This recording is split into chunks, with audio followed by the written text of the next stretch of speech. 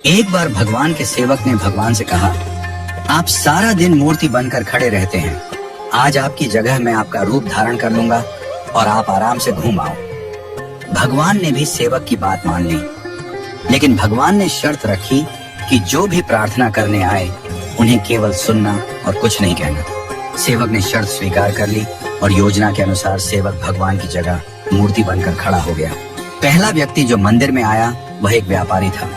उसने भगवान से कहा, भगवान, मैंने नया कारखाना खोला है, कृपया उसे सफल बनाइए।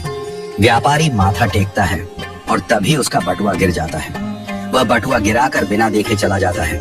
सेवक बेचैन हो जाता है और सोचता है कि व्यापारी को बता दे कि उसका बटुआ गिर गया है, लेकिन भगवान की शर्तों के अनुसार वह कुछ नहीं कहता। कुछ समय बाद एक गरीब आदमी आता है और भगवान से कहता है, भगवान, घर में खाने के लिए कुछ नहीं है, कृपया हमारी मदद करें।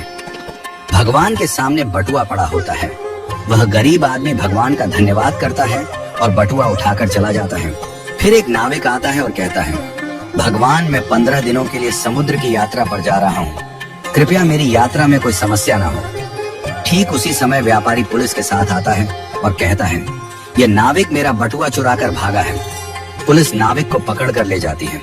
इस बीच सेवक बोल पड़ता है, बटुआ गरीब आदमी ने चुराया है। इसके बाद गरीब आदमी को पकड़कर जेल भेज दिया जाता है।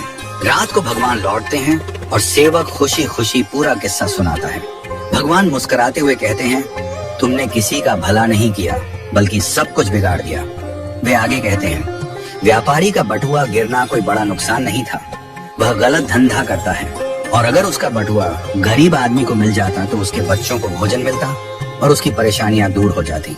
भगवान ने कहा, नाविक जिस यात्रा पर जा रहा था वहाँ एक तूफान आने वाला था।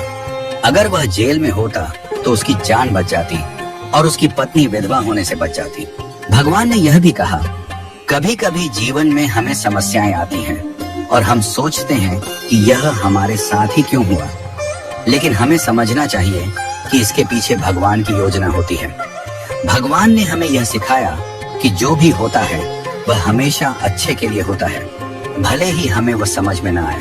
इस कहानी से यह शिक्षा मिलती है कि हमें भगवान पर विश्वास रखना चाहिए और जो भी घटनाएं घटित होती हैं उन्हें अच्छे के लिए मानकर स्वीकार करना चाहिए। भगवान की योजना हमेशा हमारे भले के लिए होती है और कभी कभी हमें उस योजना को समझने में वक्त लगता है। हमें हमेशा यह मानकर चलना चाहिए कि जो भी होता है वह हमारे भले के लिए ही होता है और हमें उसमें भगवान की मर्जी को स्वीकार करना चाहिए।